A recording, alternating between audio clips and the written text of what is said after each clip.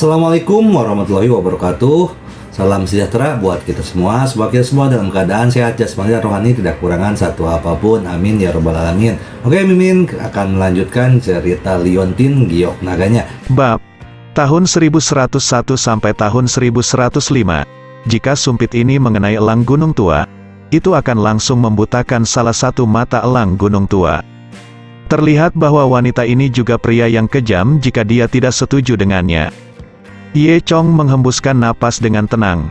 Semburan udara naga dan phoenix keluar dari mulutnya, membuat sumpit yang diarahkan ke Old Mountain Eagle menjadi bengkok. Sumpit melewati elang gunung tua dan membentur tanah dengan dentang. Lao Sanying tidak tahu betapa berbahayanya dia barusan, dan dia masih menertawakan wanita dia orong itu. Cao Ku, kamu tidak terlalu akurat dalam melempar anak panah. Apakah kamu ingin aku mengajarimu? Aku akan melempar anak panah ini teknik terbaik. Tentu saja, teknikku di tempat tidur bahkan lebih kelas 1. Kita bisa langsung tidur dan mencobanya setelah kita melempar anak panah. Aku sudah lama tidak menyentuh wanita. Apakah kamu mau bermain dengan kakakku? Aku pikir kamu sangat rendah. Kamu harus suka dilecehkan. Pergilah, kakak berjanji akan membuatmu bahagia. Lao Sanying semulut penuh dengan kata-kata kotor. Letakkan cerpelai wanita itu marah. Ketika wanita itu akan sakit, orang lain masuk dari pintu restoran.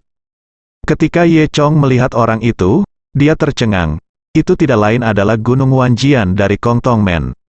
Sekarang Ye Chong menyamar, Wan Jianshan secara alami tidak bisa mengenali Ye Chong. Tapi Ye Chong sangat aneh, kenapa dia melihat Wan Jianshan di sini? Saya melihat Wan Jianshan berjalan tepat di samping wanita musang itu. Wanita cerpelai beludru mendengus, "Ayah, kamu datang tepat pada waktunya." Pengganggu tua itu menggertakku, berbicara huligan kepadaku, dan membunuhnya. Baru kemudian Ye Chong tahu bahwa wanita beludru cerpelai itu ternyata adalah Wan Wan. Anak perempuan, tampaknya ayah dan anak perempuan itu benar-benar sama, dan mereka bukan orang baik. Wan Jianshan menatap Old Sanying dengan dingin, dan berkata, "Xiao Li, jangan khawatir tentang sampah semacam ini, ayo pergi, ada hal penting yang harus dilakukan." Putri Wan Jianshan bernama Wan Li. Wan Li mengangguk, menatap Lao Sanying dan Ye Chong dengan tajam, lalu mengikuti Wan Jianshan dan pergi dari sini. Lebih besar dari Ye Chong melihat ke belakang mereka berdua sambil berpikir. Lao Sanying memarahi Wan Li beberapa kata, "Sial, izinkan saya memberitahu Anda, wanita seperti ini, jangan berpikir saya sering melihatnya, jangan berpikir seperti apa dia dalam pakaian normal, itu akan berantakan begitu sampai di tempat tidur." Ye Chong tersenyum dan tidak mengatakan apa-apa. Segera, pelayan mengeluarkan sepanci hidangan pembunuh babi panas, bihun babi rebus, dengan jeroan babi, usus besar dan sejenisnya. Aromanya langsung memenuhi seluruh rumah. Hidangan itu masih mengepul panas. Air liur Lao Sanying mengalir seperti sungai, cepat dan makan. Lao Sanying tidak peduli mulutnya terbakar. Dia mengambil sepotong daging dan memasukkannya ke dalam mulutnya. Air mata panas keluar, dan dia terus menangis. "Masukkan sesuatu ke dalam mulut Anda." Ye Chong juga mengambil bagian yang lebih ringan dan mengambil 2 gigitan. Setelah minum dan makan, Lao Sanying menepuk perutnya yang sudah buncit, dan bersendawa. "Ah, makanannya enak sekali." Dia mengertakkan gigi dan berkata kepada Ye Chong, "Ayo pergi, aku akan makan sekarang. Aku akan membawamu ke sarangku." Setelah itu, Ye Chong mengikuti Lao Sanying pergi. Keduanya naik taksi, dan setengah jam kemudian, mereka tiba di distrik timur Swedu, kawasan pemukiman yang tampaknya biasa saja. Kemudian, keduanya langsung pergi ke gedung terdalam di komunitas tersebut. Di pintu sebuah ruangan besar di lantai 3, Lao Sanying mengetuk pintu. Sebuah suara datang dari dalam rumah, "Siapa itu?" "Ini aku, bukakan pintu untukku." Pintu berderit terbuka, dan ada 7 atau 8 orang di ruangan itu, dipenuhi asap. Ada yang merokok, ada yang bermain kartu. Ini adalah adik dari elang gunung tua. Adik laki-laki yang membuka pintu melihat elang gunung tua, dan langsung berkata dengan semangat, "Kakak, kamu bisa dihitung mundur." Adik laki-laki lainnya juga datang. Ye Chong benar-benar tidak menyangka bahwa sarang Lao Sanying berada di daerah pemukiman biasa. Pantas saja, biasanya tidak ada yang bisa menemukannya. Bagaimana dengan headshots? Lao Sanying melihat sekeliling dan tiba-tiba bertanya. Ternyata yang tertembak di kepala adalah Jenderal Lao Sanying yang cakap. Mati, bos. Kamu tidak tahu. Setelah kamu ditangkap, banyak hal terjadi. Headshot membunuh orang. Tuan Ye melakukannya. Apakah itu Tuan Ye Beihan? Lao Sanying tertegun. Iya. Setelah itu, adik-adik itu membicarakan segalanya sebelum dan sesudah penculikan Natasha oleh Ye Chong. Musuh terburuk Old Sanying berkata, Bos, jika kita bisa menangkap Tuan Ye, dengan pujian seperti itu, kita mungkin bisa memasuki markas, seorang adik laki-laki berkata. Lao Sanying tersenyum dan memarahi, persetan, apa yang kamu lamunkan? Pada saat ini, seseorang memperhatikan Ye Chong dan bertanya, Bos, siapa ini? Dia adalah saudara laki-laki yang saya temui di penjara, bernama Ye Dingtian, dia sangat kuat, dia akan mengikuti saya mulai sekarang. Dalam kata-kata Lao Sanying, dia jelas sangat memuji Ye Chong. Banyak adik laki-laki yang buru-buru menyanjung Ye Chong. Ngomong-ngomong, bagaimana bisnis sekarang? Tanya elang tua. Apa yang dia katakan tentu saja adalah urusan bela diri semu. Bos, hidup kita semakin sulit sekarang, pihak berwenang telah mengumpulkan sejumlah besar master seni bela diri untuk menangani kita bersama. Itu benar, banyak prajurit boneka ditangkap begitu mereka muncul, dan kami telah kehilangan banyak pembunuh karena ini. Kudengar mereka sedang menyelidiki situasi pangkalan ini berbahaya. Lao Sanying mengangguk sambil berpikir, lebih besar dari. Ye Chong berhasil bergabung dengan grup Lao Sanying. Dalam 2 hari terakhir, dia makan, minum, dan bersenang-senang dengan adik laki-laki lainnya, jadi mereka saling mengenal dengan baik. Pada hari ini, Ye Chong datang sendirian ke sebuah kafe di Suedo. Kafe ini sebenarnya adalah tempat di mana Ye Chong dan Yu Daye sepakat untuk bertemu secara diam-diam. Ye Chong datang ke sini, memesan cappuccino, lalu duduk di sudut, minum kopi dengan santai. Dari posisinya, dia bisa melihat semua orang yang ada di dalam kafe.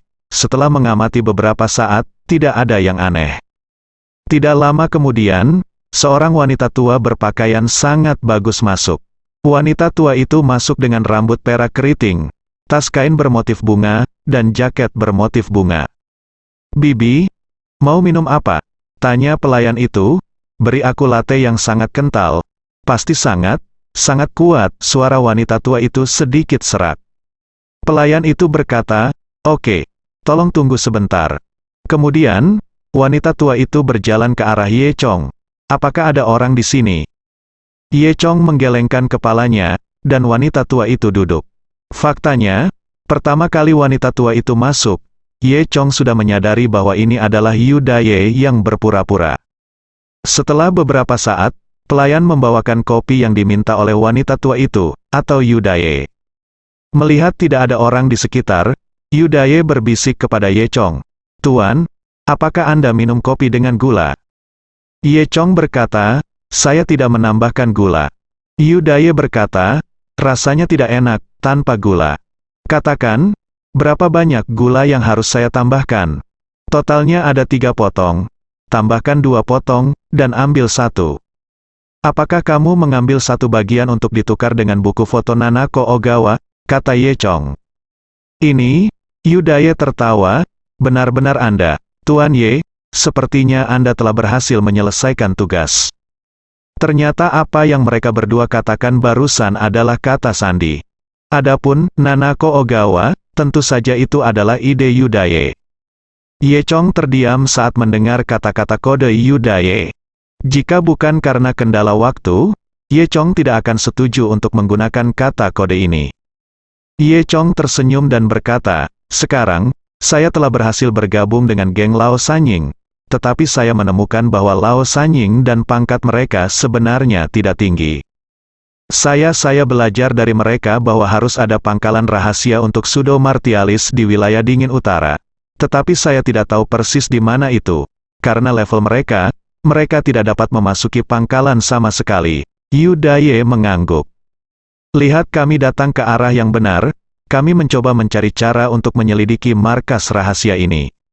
Ye Chong melanjutkan. Yu Daye berkata, kalau begitu terserah kamu. Ngomong-ngomong, bagaimana kabarmu? Tanya Ye Chong.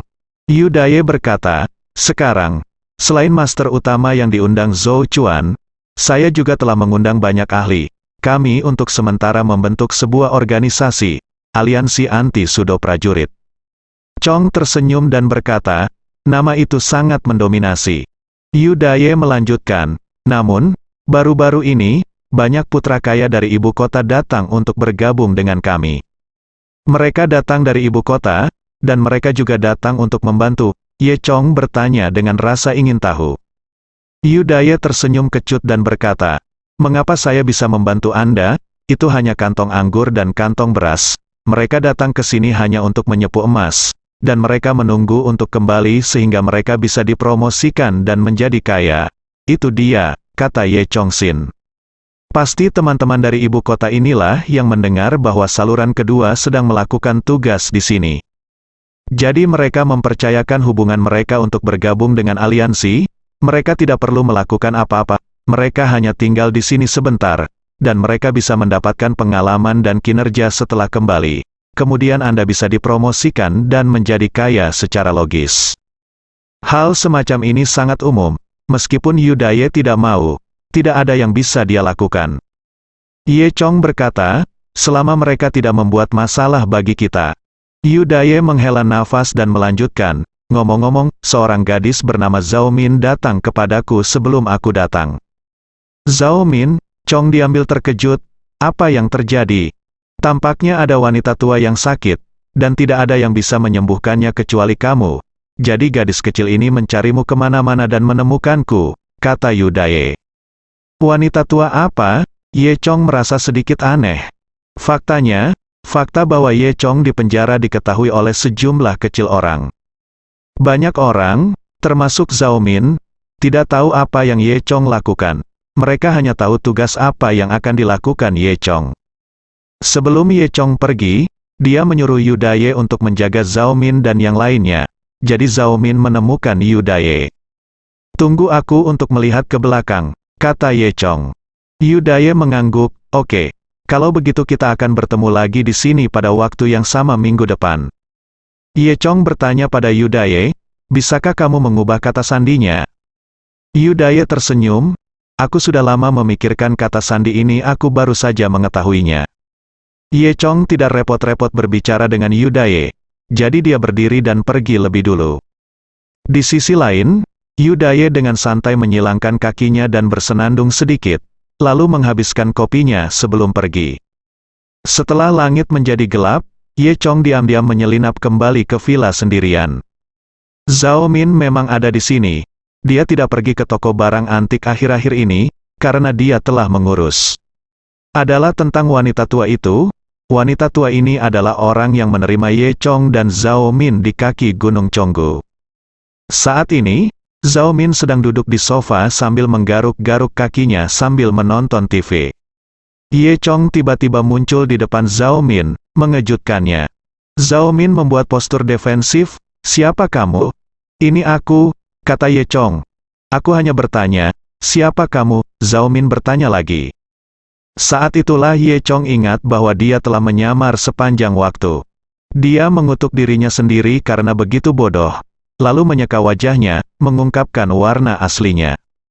Ye Chong, Zhao Min melompat dengan penuh semangat. Di mana saja kamu selama ini? Aku sudah lama mencarimu. Ye Chong tersenyum, baiklah. Saya sekarang memiliki misi, jadi saya harus muncul dengan identitas lain. Omong-omong, bukankah Anda meminta Yu Daye untuk menemukan saya? Apa yang terjadi?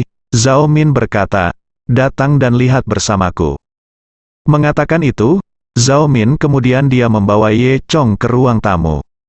Di tempat tidur di ruang tamu, terbaring wanita tua itu, terengah-engah saat ini, dan dia sepertinya sekarat. Apa yang terjadi di sini? Ye Chong bertanya. Belakangan, Zhao Min membicarakan alasannya. Ternyata setelah Ye Chong dan Yang Zhu meninggalkan Chonggu, sekelompok orang lain dari Kongtongmen pergi ke Chonggu. Itu adalah Lin Pingxi, Wan Jianshan dan lainnya yang pergi dari kota Mengxia ke Chonggu untuk mengejar pasukan besar. Belakangan, seorang murid gerbang Kongtong menginginkan Zhang San, cucu wanita tua itu, untuk memimpin jalan menuju lembah serangga. Zhang San tidak melakukannya, mereka justru langsung mendiskon kaki Zhang San. Wanita tua itu melangkah maju untuk menghentikannya dan ditendang oleh muridnya. Wanita tua ini sudah sangat tua, dan pihak lain tahu kungfu, bagaimana dia bisa menahan tendangan lebih besar dari. Jadi, langsung menendang wanita tua itu ke luka serius. Setelah orang-orang dari gerbang Kongtong pergi, wanita tua itu dan Zhang San menunggu untuk mati. Kedua kaki Zhang San patah, jika dia tidak memikirkan solusinya, dia hanya bisa menunggu kematiannya di rumah. Jadi, wanita tua itu menahan rasa sakit fisik dan berjalan ratusan mil di jalan pegunungan untuk menemukan Zhao Min. Ketika dia menemukan Zhao Min, dia sudah sekarat. Kemudian, saya mengirim seseorang untuk membawa Zhang San ke sini. Kaki Zhang San hanya retak. Dia pergi ke rumah sakit dan menjalani pencangkokan tulang. Selama dia beristirahat sebentar, itu akan baik-baik saja. Namun, wanita tua itu terlalu terluka. Ini serius, rumah sakit telah mengeluarkan pemberitahuan penyakit kritis. Aku tidak punya pilihan lain selain membawa wanita tua itu ke villa. Aku tahu. Satu-satunya yang bisa menyelamatkan wanita tua itu sekarang adalah kamu. Tapi aku tidak bisa menghubungimu, jadi aku akan mencari Yu Daye. Kata Zhao Min. Setelah Ye Chong mendengar seluk-beluk, dia sangat marah. Itu bajingan dari sekte Kongtong lagi. Aku seharusnya membunuh mereka semua. Murid dari sekte Kongtong yang mana? Zhao Min berkata. Aku mendengar Zhang San berkata. Adalah seorang wanita, dan yang lain memanggilnya kakak senior Wan Li. Wan Li, Ye Chong mengerutkan kening, tiba-tiba memikirkan wanita pahit di beludru itu. Ye Chong menghela nafas, ayo selamatkan orang dulu. Cedera wanita tua itu memang serius, tapi bagi Ye Chong, itu mudah ditangkap. Dia memberi wanita tua itu satu set suntikan, dan kemudian meresepkan resep, memberitahu Zhao Min untuk minum obat selama 7 hari agar wanita tua itu sembuh. Setelah itu, Ye Chong berkata, saya masih memiliki tugas yang harus dilakukan, jadi saya tidak bisa keluar terlalu lama. Jika Anda memiliki sesuatu untuk dilakukan di masa depan, tanyakan saja pada Yu Daye. Zhao Min mengangguk, kalau begitu hati dirimu sendiri, Ye Chong menjawab, lalu berbalik dan pergi. Setengah jam kemudian, Ye Chong kembali ke Lao Sanying. Lao Sanying tidak tahu apa yang dia lakukan, hanya adik laki-lakinya, Hua Tu, Smoker, dan lainnya yang ada di sana. Ruangan itu kembali dipenuhi asap, dan sebagian besar asapnya dihisap oleh perokok. Perokok itu adalah pria kurus, kecil, berusia sekitar 26 tahun. Karena merokok sepanjang tahun, dia terlihat sangat kurus, memiliki lingkaran hitam yang serius di bawah matanya, terlihat seperti hantu tuberkulosis, dan bahkan dapat mengeluarkan kepulan asap dari paru-parunya saat dia berbicara. Huatu adalah kepala botak dengan tato bunga hitam besar di atasnya, yang sangat mencolok, sehingga semua orang memanggilnya Huatu. Kedua orang ini paling akrab dengan Ye Chong. Oh, aku bodoh, bukankah ini saudara Ding Tian? Kemana Ding Tian pergi? Huatu tertawa. Hehe, menurutku bukan langit, tapi gadis itu, kata perokok itu sambil tersenyum. Ye Chong juga tersenyum, di mana Bos Sanying pergi keluar untuk melakukan beberapa tugas. Saudara Ding Tian, membosankan tinggal di sini. Bagaimana kalau pergi bersenang-senang? Tanya si perokok. Dengan kemampuan Ye Chong, sangat mudah bagi adik-adik ini untuk menyerah, dan mereka semua memanggil Ye Chong, saudara Ding Tian. Ye Chong tersenyum, oke, ayo pergi. Saat itu baru jam 8 malam, ketika kehidupan malam dimulai. Bajingan kecil yang tidak ada hubungannya ini, tidur di siang hari, dan saat ini di malam hari, mereka pergi ke berbagai bar karaoke, dan klub malam. Sekarang Ye Chong telah berbaur dengan mereka, tentu saja dia harus mengikuti kebiasaan mereka. Bahkan, ketika Ye Chong biasa pergi ke tempat-tempat seperti klub malam, dia sering bertemu bajingan seperti kepala bunga dan perokok. Orang-orang ini suka membuat masalah, Hanya saja Ye Chong biasanya menamparkan wajah orang-orang ini ketika mereka menimbulkan masalah. Namun baru-baru ini, Ye Chong mengikuti Huatu dan Smoker, dan mengalami kehidupan dari perspektif dipukuli di muka. Ye Chong menemukan bahwa Huatu dan bajingan kecil ini tampaknya ditampar di wajah membuat ketagihan. Mereka sering menggoda wanita cantik, tetapi mereka sering dipukuli oleh pacar atau suami wanita cantik dan pria lain di sekitar mereka. Bahkan terkadang hidungnya memar dan wajahnya bengkak. Namun, orang-orang seperti Huatu dan Smoker sama sekali tidak memiliki ingatan yang panjang. Setelah ditampar sekali, bekas lukanya sembuh dan mereka melupakan rasa sakitnya. Setelah 2 hari, mereka pergi mengobrol dengan wanita cantik lainnya lagi. Akibatnya, dia dipukuli lagi. Mereka sepertinya menikmatinya, dan tidak pernah bosan. Dan Ye Chong hanya menonton dari samping. Dia tidak mengambil inisiatif untuk mencari masalah setiap saat, dan ketika Huatu dan yang lainnya dipukuli, dia tidak pernah mengambil tindakan. Sekarang, dia ingin menyembunyikan kekuatannya. Hari ini, Huatu dan Smoker pergi ke bar lagi setelah mereka tidak melakukan apa-apa. Mereka datang ke bar yang baru dibuka di Suedo. Bar ini terletak di jalan pejalan kaki yang ramai, dan posisinya relatif mewah. Setiap malam, anak muda di kota suka datang ke tempat seperti ini. Bar yang baru dibuka ini, selain untuk minum, di sini juga memiliki lantai dansa yang luas dengan DJ profesional. Ada juga banyak fasilitas ruang permainan di sebelahnya, seperti mesin cakar, berbagai permainan arcade, ahli memancing, mesin tembak dan sejenisnya, untuk bersenang-senang. Oleh karena itu, konsumsi keseluruhan di sini jauh lebih tinggi daripada bar lainnya. Tepat pada saat upacara pembukaan besar, dia dengan murah hati mengatakan bahwa dia akan menjamu tamu malam ini. Ini adalah pertama kalinya semua orang datang ke sini, dan mereka semua memuji, dekorasinya sangat bagus. Setelah masuk, semua orang duduk di sofa di lobi, memesan meja anggur, dan kemudian minum. Tidak lama kemudian, Huatu, si perokok, dan beberapa orang lainnya meminumnya. Jalan Yuanjia yang mabuk sempit, 2 per 2, mulai mengucapkan kata-kata kotor. Ketika Ye Chong bosan, dia tiba-tiba melihat seorang pria dan seorang wanita berjalan masuk. Ekspresinya berubah, karena wanita itu tidak lain adalah Huan Li. Tak disangka, jalan menuju musuh benar-benar sempit. Aku benar-benar bertemu dengannya di sini. Li masih mengenakan bulu cerpelai yang tampak seperti bumi.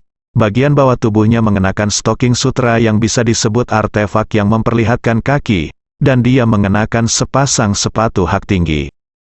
Sosok Huan Li awalnya dianggap tinggi, dan dia dianggap cantik, jadi dia cukup eye-catching dengan gaun seperti itu. Berjalan di samping Huan Li adalah seorang pemuda berusia 20-an. Dia mengenakan setelan mewah, wajahnya cerah dan bersih, dengan ekspresi bangga yang luar biasa. Ada arloji berharga di pergelangan tangannya, bahkan di tempat gelap seperti bar, tetap bersinar terang. Dia membawa cerutu di mulutnya dan meletakkan Huan Li di satu tangan. Jadi, sekilas, dia adalah anak dari keluarga kaya.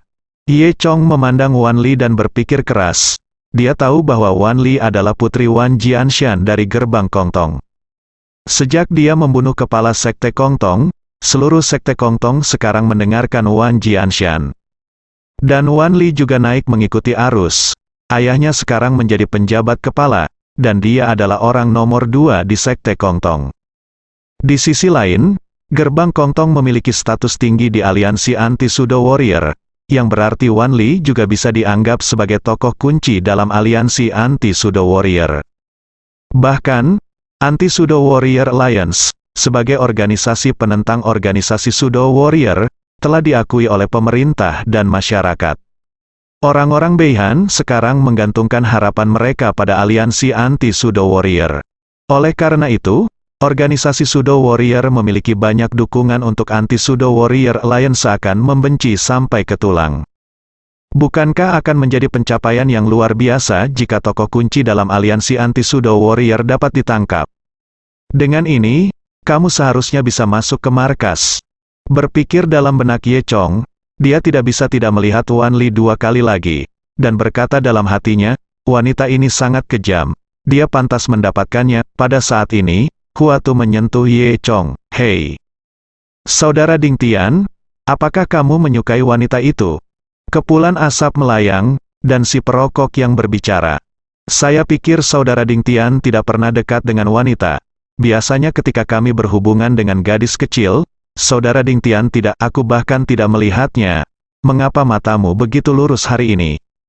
Jadi bukan karena aku tidak dekat dengan wanita, tapi aku hanya memandang rendah para penggemar pemerah pipi yang vulgar itu. Hahaha. Semua orang tertawa.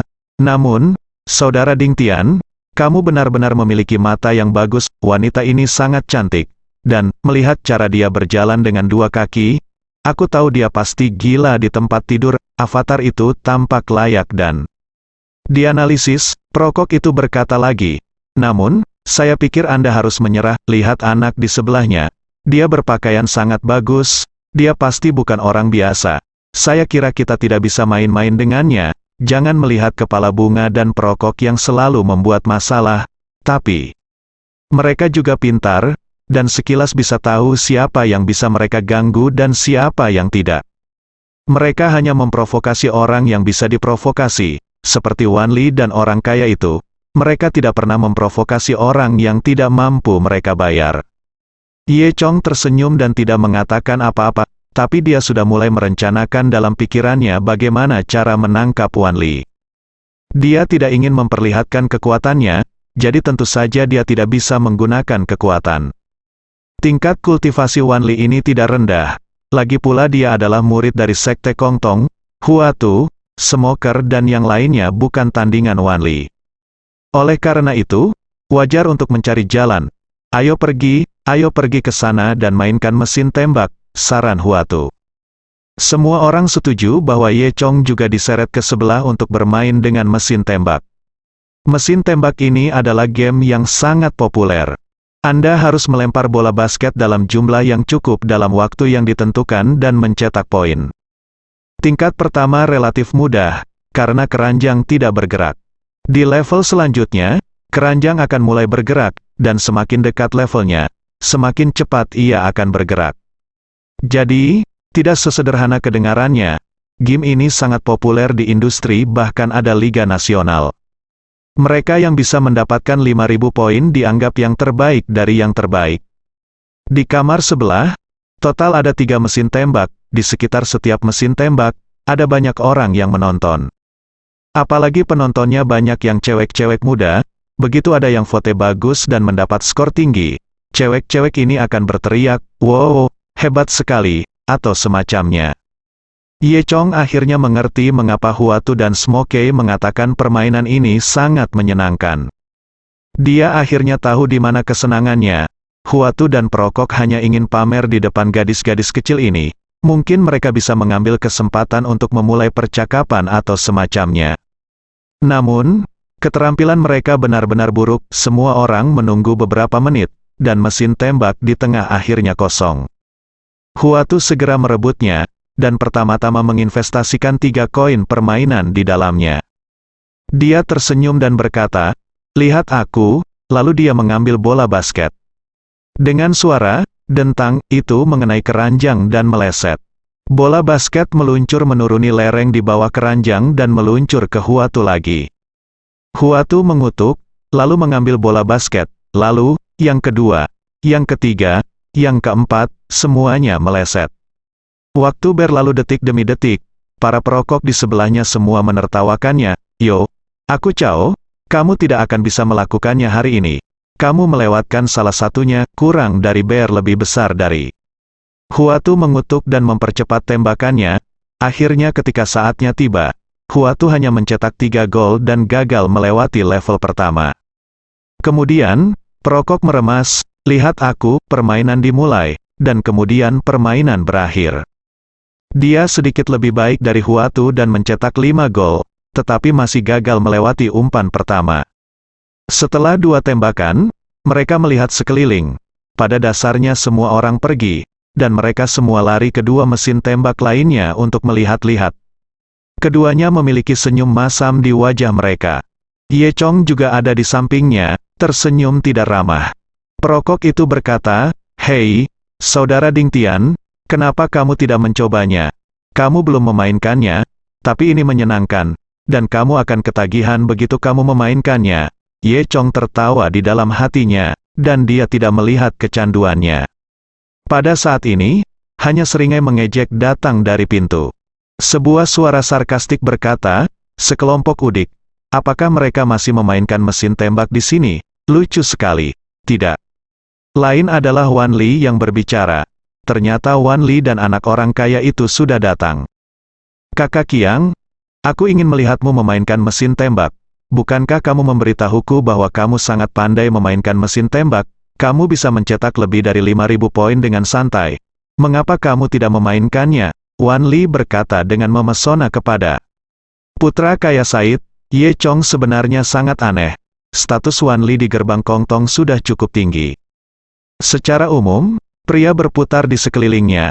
Namun, melihat penampilannya, dia tampak menyanjung pria di sebelahnya, mencoba yang terbaik untuk merayunya. Memikirkan hal ini, Ye Chong menatap bocah kaya itu lagi. Sepertinya identitas dan latar belakang anak ini seharusnya tidak sederhana. Ye Chong memiliki dugaan dalam benaknya bahwa tuan muda ini mungkin adalah sekelompok orang berlapis emas dari ibu kota yang dikatakan Yu Daye. Meskipun Wan Li sangat baik, di mata orang-orang di ibu kota, dia secara alami bukan apa-apa. Wan Li ingin menginjakan kaki di ibu kota, dan sekarang dia ingin menyenangkan tuan muda di ibu kota, yang masuk akal. Faktanya persis sama, pria yang disebut Wan Li sebagai kakak Qiang, berasal dari ibu kota, dan namanya adalah Sun Yiqiang. Sun Yiqiang mengambil kesempatan untuk menyentuh Wan Li, dan berkata sambil tersenyum, "Xiao Li, kamu bisa menonton penampilanku nanti." Dia sudah terpesona oleh Wan Li, dan Wan Li tidak marah saat Sun Yiqiang menyentuhnya, malah dia pura-pura malu. Juga diam-diam mengedipkan mata pada Sun Yiqiang. Keduanya tampak seperti anjing dan manusia. Ye Chong melihat semuanya di matanya. Saat ini, Wan Li melihat Ye Chong berdiri di belakang Huatu dan smoker. Dia terkejut, "Ini kamu bajingan." Sun Yiqiang juga terkejut. "Mengapa, Xiao Li? Apakah kamu mengenalnya? Aku sedang terburu-buru untuk menjemputmu. Aku sudah membersihkan udik ini," kata dalam hati. "Rumput? Siapa yang kamu sebut udik?" Huatu memarahi. "Bicara saja tentangmu, ada apa?" Wan Li memelototi Huatu dan berkata, "Lihatlah pakaian jelek yang kamu kenakan, kamu bisa datang ke tempat seperti ini, bisakah kamu membelinya? Aku tidak tahu harus kemana." Merangkak masuk, itu. Huatu tersipu. Kamu kentut, hehe. Kenapa kamu tidak punya uang untuk berpura-pura menjadi orang besar? Segelas anggur biasa di sini harganya puluhan ribu. Sama seperti kamu mampu membelinya." Wan Li terus tertawa. "Kamu bajingan? Berapa kali kamu melakukannya? Mari kita lihat apakah aku mampu membelinya." Huatu memarahi. Sebelum dia selesai berbicara, Sun Yiqiang menamparkan wajahnya. "Nak, jaga kata-katamu tetap bersih, terutama di depanku. Aku tidak mengizinkanmu berbicara dengan Xiao Li seperti ini.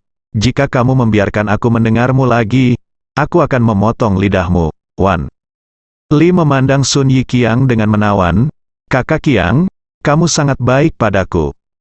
Penampilan murahan itu membuat orang ingin muntah. Wajah Huatu panas membara, dan dia menutupi wajahnya, mengutuk, berpikir bagaimana membalas kutukan. Wan Li mencibir, menatap Ye Chong, dan berkata, "Nak, saudara Qiang ada di sini hari ini. Saya tidak peduli dengan sampah seperti Anda, cepat keluar dari sini, dan berikan saya tempat." "Benar, pergilah dari sini, aku ingin mesin ini," Sun Yiqiang berkata. "Mengapa?" Perokok berkata, "Kami bersenang-senang di sini. Jika Anda ingin bermain, pergi dan antre." "Rumput? Apa kamu, sekelompok udik? Bagaimana Anda bisa bermain kentut, pada levelmu di Jiba? Jangan malu, cepat keluar dari sini. Jangan khawatir apakah kami bisa bermain atau tidak, pokoknya, ada pepatah. Datang duluan, dilayani duluan, jika kami datang duluan, kami berhak bermain di sini," kata perokok itu. Sun Yiqiang tersenyum, lalu dia mengeluarkan dompet kulit dari sakunya, yang terlihat sangat mahal. Dia mengeluarkan segepok uang darinya, sekitar 10.000, dan melemparkannya ke perokok. Ambil uangnya, pergi dari sini, jangan halangi mataku. Ketika perokok melihat begitu banyak uang, matanya berbinar. Jika Ye Chong tidak menariknya, perokok itu akan berjongkok dan mengambil uangnya. Ye Chong menarik perokok itu, menendang uang itu, berkata, "Apakah menjadi kaya itu menyenangkan? Saya tidak akan menyerahkan tempat ini hari ini. Apa yang bisa saya lakukan?" Perokok itu menarik Ye Chong dari belakang, dan berkata dengan suara rendah, "Kakak Ding Tian, kamu sangat bodoh. Kamu melihat begitu banyak uang, biarkan mereka bermain. Ada apa, dengan uang ini, kita bisa membeli mesin tembak." Hua Tu mendorong perokok itu menjauh dan berkata, "Apa yang kamu tahu, Saudara Ding Tian? Ini bukan untuk mengukus bakpao, seberapa memalukan Anda untuk mengambil uang ini, bukankah wajah kita tidak berharga?" Kata Hua Tu sambil melihat uang di bawah kaki Ye Chong, ngiler. "Nak, kamu sangat gila. Apakah kamu pikir kamu punya uang terlalu sedikit?" Sun Yiqiang mencibir, "Jika kamu pikir kamu punya uang terlalu sedikit, aku akan memberimu lebih banyak." Ye Chong berkata sambil tersenyum, "Singkirkan uang kecilmu, dan kamu malu menggunakannya untuk menakut-nakuti orang." Sun Yiqiang mendengus dingin. "Ini benar-benar suatu prestasi, bagaimana dengan ini? Ayo bertaruh saja untuk menembak, berani?" Ye Chong mengangkat bahu, "Bagaimana Anda ingin bertaruh? Mari kita lihat siapa yang melewati level paling banyak menang. Bagaimana dengan taruhan 3 juta? Tidak apa-apa. Ya, katakanlah 1 juta, dan kalian sepertinya tidak mampu membayar uang itu," kata Sun Yiqiang. "Rumput, 1 juta, kata Hua Tu dengan mata terbelalak. Ye Chong awalnya mengira Hua Tu akan mengatakan sesuatu dengan integritas, seperti 1 juta sangat sedikit, 1 juta sepadan dengan pertaruhannya, dan sejenisnya. Pada akhirnya, Hua Tu berkata, "Kami tidak mampu membeli 1 juta. Ye Chong terdiam. Wan Li mencibir dan berkata, "Kakak Qiang, kamu membuat segalanya terlalu sulit bagi mereka. Ayo bertaruh 10.000, atau mereka harus mengaku kalah." Ini benar-benar membosankan. 50 juta, kata Ye Chong. Sun Yiqiang terkejut. "Apa? Berapa? 5.000 yuan? Hanya 5.000 yuan? Apakah Anda akan membandingkannya dengan saya?" Suara di bar agak berisik, dan Sun Yiqiang mendengar 50 juta yuan Ye Chong sebagai 5.000 yuan. "Apa yang kamu hina dariku? Aku akan memberimu 5.000 yuan. Ambil uangnya dan keluar." Sun Yiqiang memarahi. Ye Chong terdiam, dan berkata lagi dengan sengaja, 50 juta. Apakah kamu berani membandingkan? Kali ini, Ye Chong mengucapkan kata demi kata, dan Sun Yiqiang akhirnya mendengarnya dengan jelas. 50 juta? Kamu berpikir tentang uang seperti orang gila. Sial, bahkan jika kamu menjual semuanya, apakah itu bernilai begitu banyak uang? Wan Li memarahi. Pada saat ini, sekelompok orang telah berkumpul. Mereka mendengar mereka akan bertaruh 50 juta, semua menyatakan ketidakpercayaannya. Bocah ini terlalu pandai berpura-pura, tepat sekali, bagaimana dia bisa punya banyak uang? Semua orang saling menunjuk, lihat pemuda itu. Itu seperti seseorang yang mengeluarkan 50 juta yuan, kan? Itu tidak benar, dia terlihat seperti orang kaya sejati. Ye Chong terdiam, mengapa dia berkata begitu? Adalah orang kaya sejati. Hua Tu dan Smoke juga sedikit malu. Sejujurnya, Ye Ding Tian terlalu pandai menyombongkan diri, gadis-gadis kecil itu memiliki kesan yang baik padaku. Tapi sekarang Ye Ding Tian telah menghancurkan mereka semua, Hua Tu berbisik kepada si perokok. Ye Chong tidak repot-repot mengatakan apa-apa, dan langsung mengeluarkan kartu emas hitam. Hua Tu dan Smoke mungkin tidak mengetahui kartu ini. Namun, sebagian besar orang yang datang ke sini adalah generasi kedua yang kaya raya atau mahal. Mereka secara alami akrab dengan jenis kartu emas hitam ini. Ini adalah kartu VIP dari bank terbesar Huaxia. Orang yang memenuhi syarat untuk mengajukan jenis kartu ini memiliki aset setidaknya 1 miliar yuan. Kartu ini diberikan kepada Ye Chong oleh Murong Yan. Ini adalah kartu kredit dengan penarikan tunai tanpa batas kapan saja. Ketika Sun Yiqiang melihat kartu ini, dia tercengang. Kartu emas hitam ini adalah mimpinya. Namun, dia bahkan tidak memiliki ayahnya, jadi dia hanya bermimpi. Tanpa diduga, pihak lain, seorang udik, memiliki kartu VIP seperti itu. Mampu mengeluarkan kartu ini berarti 50 juta tidak ada artinya baginya. Banyak orang juga terkejut. Kamu Chong tersenyum dan berkata, apakah kartu ini bernilai 50 juta? Tak perlu dikatakan, bahkan Huatu dan Smoke dapat melihat bahwa kartu ini bernilai lebih dari 50 juta.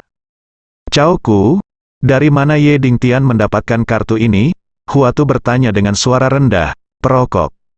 Berpikir sejenak dan berkata, dia sudah keluar begitu lama hari ini. Mungkin dia diasuh oleh wanita kaya, mungkin dia diberikan oleh wanita kaya. Bagaimanapun, karena mereka dapat berpura-pura sekarang, mereka secara alami tidak akan melepaskan kesempatan ini. Hehe, Kiang berkepala botak itu, kami mengambil semua uangnya, bagaimana dengan uangmu? Huatu bertanya, siapa sih yang kuat berkepala plontos? Aku Sun Yiqiang, aku tidak peduli siapa kamu, ambil uangnya. Kata si perokok, melihat Sun Yiqiang tampak sedikit ragu-ragu. Huatu mencibir dan berkata, bukankah kamu orang yang sangat baik sekarang? Mengapa kamu sangat lambat sekarang? Bodoh, kamu tidak punya 50 juta sama sekali, nak. Sun Yiqiang tersipu. Meskipun dia tuan muda dari ibu kota, tapi dia tidak akan mengambil 50 juta sebagai uang saku dengan santai. Pada saat ini, semua orang dapat melihat bahwa Sun Yiqiang tampaknya tidak punya uang lagi. Sialan, kupikir kamu terlalu bagus untuk dibandingkan, tapi ternyata kamu tidak bisa mengeluarkannya, kata perokok itu dengan nada menghina.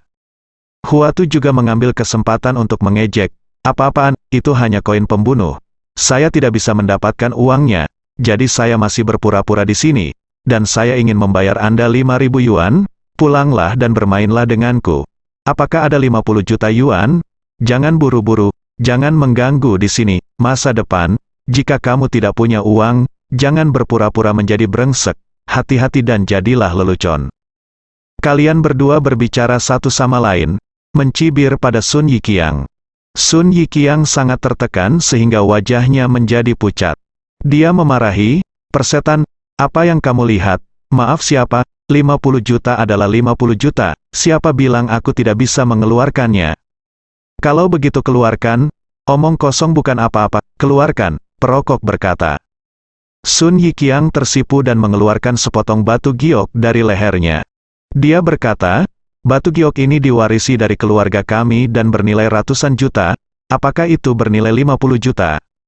Apa, itu hanya sepotong batu giok yang rusak, kualitasnya seperti ini, saya pikir hanya 10 yuan di warung pinggir jalan, kata Huatu. Namun, Ye Chong dapat melihat bahwa ini adalah sepotong batu giok berkualitas tinggi. Bahkan batu giok yang diproduksi di urat batu giok di selatan dinasti Ming sebanding dengan bagian ini. Selain itu, potongan batu giok ini tampaknya itu bentuknya sangat aneh, dan harus ada kekhasan. Memikirkan hal ini, Ye Chong tersenyum dan berkata, nah, karena kamu tidak punya uang dan ingin bermain begitu banyak, lupakan saja, mari gunakan itu sebagai jaminan. Apa yang dikatakan Ye Chong hampir membuat Sun Yiqiang marah. Wan Li juga merasa sangat terhina dan terdiam. Sun Yiqiang berkata lagi, sial, karena kita ingin bertaruh, ayo tingkatkan taruhan, siapapun yang kalah, berlututlah di tanah dan menggonggong seperti anjing 3 kali, bagaimana? Oh, nak, kamu benar-benar tidak takut kalah. Kami tidak berjudi, Huatu berkata, kami tidak ingin mendengarmu menelepon, itu terlalu jelek, perokok. Di sebelahnya tertawa, Sun Yiqiang menggertakkan giginya dengan marah. Tidak, saya harus berjudi. Ye Chong mengangkat bahu, oke. Lakukan saja apa yang kamu katakan. Sun Yiqiang mendengus. Sialan, tunggu saja untuk berlutut di tanah dan menggonggong seperti anjing. Berbicara, Sun Yiqiang berjalan di bawah mesin tembak dan bersiap-siap. Kemudian, dia menjatuhkan 3 koin game. Dia hanya mendengar mesin tembak membuat ding. Bersiaplah. Mulai. 3, 2, 1, mulai, bersambung.